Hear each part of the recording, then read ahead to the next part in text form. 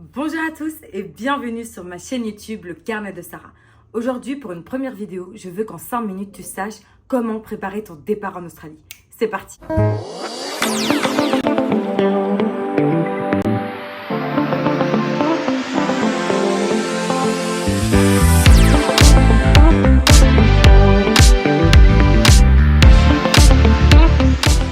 Avant toute chose, préparer son départ en Australie, ça se fait pas comme ça. Tu pars à 15 000 km de chez toi et il faut absolument que tu sois préparé. Alors avant de partir, il faut que ton passeport soit valide, il faut que tu effectues ta demande de visa qui se fait que et uniquement sur le site du gouvernement australien. Pour ceux qui ont un permis de conduire belge ou français, traduisez-le en permis international. Ça doit coûter une vingtaine, trentaine d'euros à la commune et franchement, c'est l'idéal pour partir ici. Comme ça, vous n'avez aucun souci pour l'achat d'une voiture. Il faut également préparer sa valise. Alors dans ta valise, ne mets pas tout et n'importe quoi. Tu es en Australie, tu n'es pas dans un pays de tiers-monde et tu trouveras plein de magasins pour acheter tout ce dont tu as besoin. Ensuite, il faut préparer ton mindset.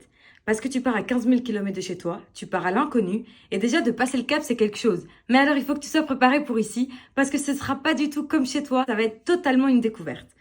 Et la dernière chose que je vous conseille également, c'est de booker un logement pour au moins une semaine à votre arrivée. Et ce qui est vraiment important et qui te permettra de mettre un pied à terre, c'est de préparer un budget pour ton arrivée de minimum un mois et demi.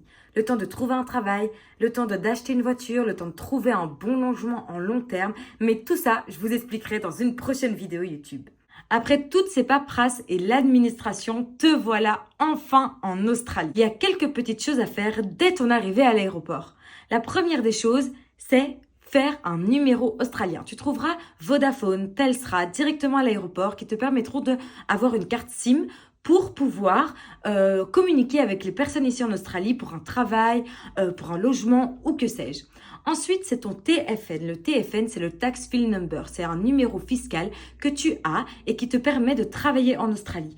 Tout ça se fait sur le site et uniquement sur le site du gouvernement australien. Et également faire un compte bancaire en Australie. Je te ferai une vidéo YouTube beaucoup plus explicative sur le compte bancaire, mais tu verras, c'est super facile. En 10-15 minutes, tu as un compte bancaire en Australie.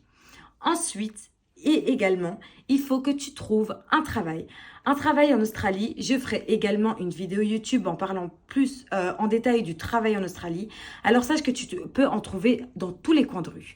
L'achat d'une voiture si tu as le permis, parce que je trouve que personnellement une voiture est signe de liberté et que ça te permet vraiment d'aller trouver un travail et le lendemain de pouvoir travailler sans problème. Et puis les transports en commun, c'est bon, j'en ai eu assez, donc je préfère avoir une voiture en Australie. Dernière chose que je te conseille à faire, c'est trouver un logement. Alors je vais te mettre ici juste en haut quelques sites qui sont hyper bien, qui m'ont permis de trouver un logement, d'acheter une voiture, de trouver un travail.